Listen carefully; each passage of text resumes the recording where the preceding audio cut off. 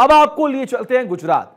हंगामा तो यहां भी बरपा है। मामला छात्रों के हित से जुड़ा है, जहां छात्रों के भविष्य को चौपट करने वाले नकल माफिया और प्रशासन की मिलीभगत इस कदर हावी है कि पेपर का पर्चा परीक्षा होने से पहले ही लीक हो जाता है। छात्र जिद प्रदर्शन कर रहे हैं, यहां भी हंगामे के शोर हैं और यहां भी हंगामा बरपा है।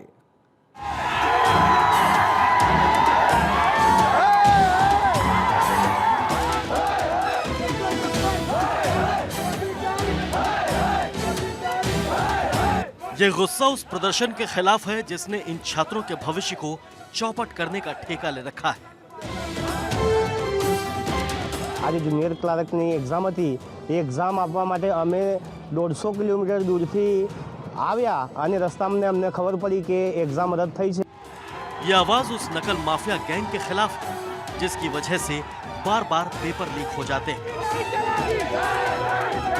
આજે અમે એક્ઝામના સ્થળ પર પહોંચ્યા છીએ અને આજે ક્લાર્કની એક્ઝામ છે તો અહીંયા સ્થળ પર આવીને અમને એવું ખબર પડી છે કે આજે પેપર ફૂટી ગયું છે। गुजरात की धरती से उठी इस आवाज की गूंज दूर तलक जाएगी। मामला पेपर लीक से जुड़ा है जिसको लेकर हंगामा है।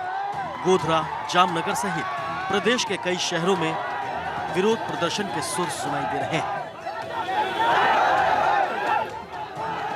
सरकार हमारी है जो एक भी एग्जाम लीक के होते बिना ये कौभांडी है। ये सारे मिलके एक भी एग्जाम अच्छी तरह से नहीं ले। ये देख रहे हैं आप सब लोग, ये सारे स्टूडेंट है इतनी सालों से तैयारी कर रहे हैं, इसका यही रिजल्ट आता है। एक भी एग्जाम लीक होते बिना नहीं रही है। राजस्थान के बाद गुजरात में पेपर लीक की घटना सामने आई है। गुजरात में पंचायत सर्विस सिलेक्शन बोर्ड की जूनियर क्लर्क भर्ती परीक्षा का एग्जाम था, जिसे पेपर लीक होने के चलते रद्द कर दिया गया।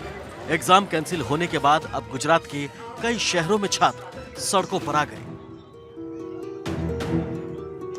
अभी वरिष्ठ अध्यापक का जो पेपर आउट हुआ है उसका भी 29 तारीख को इम्तिहान करा रहे हैं। कम से कम 16 राज्यों में भारतीय सेना का पत्र पुणे में आउट हो गया। सारी जगह पेपर कैंसिल करने पड़े। तो ये एक जैसे भू माफिया, शराब माफिया, इसी तरीके से नकल माफिया बन गया है। इसके लिए सभी लोगों को, पक्ष और विपक्ष के लोगों को एक साथ बैठकर एक ऐसा कानून लाना होगा ताकि इस प्रकार की घटनाएं नहीं हो। देखिए, पिछले 5 साल में 20 पेपर पहले लीक हो गए गुजरात में, और एक पेपर ये और लीक हुआ, 21 पेपर लीक हो गए।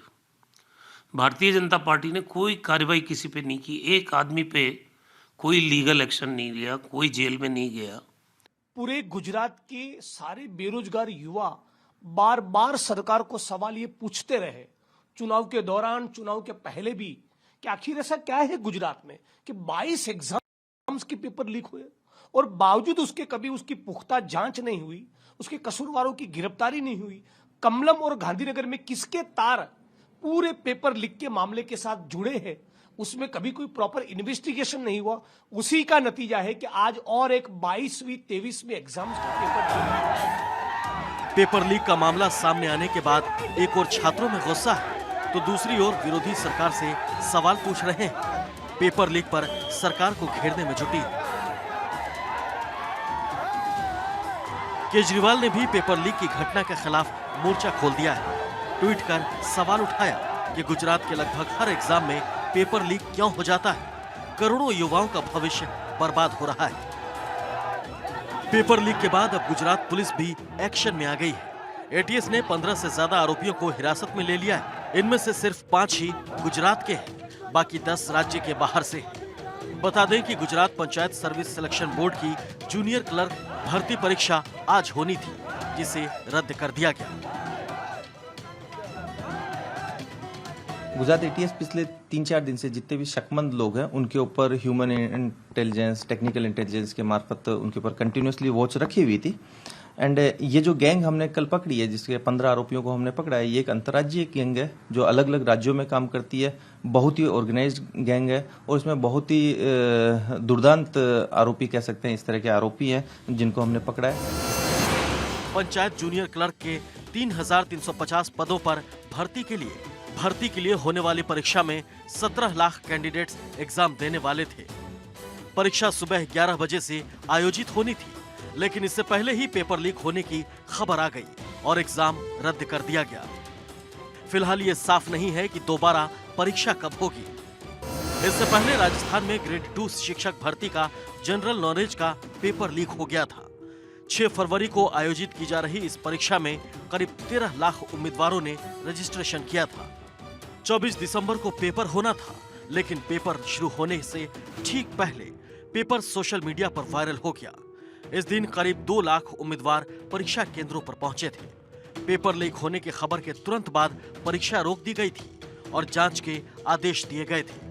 राजस्थान में यह परीक्षा करीब 5 साल बाद आयोजित की गई थी। अब सवाल छात्रों के भविष्य का है, जो दिन रात मेहनत करके परीक्षा की तैयारी करते हैं, कड़ी मेहनत करते हैं, लेकिन जब बारी परीक्षा की आती है तो नकल माफिया और प्रशासन की मेहरबानी ऐसी कि पेपर पहले ही आउट हो जाता है। Bureau report, Bharat 24।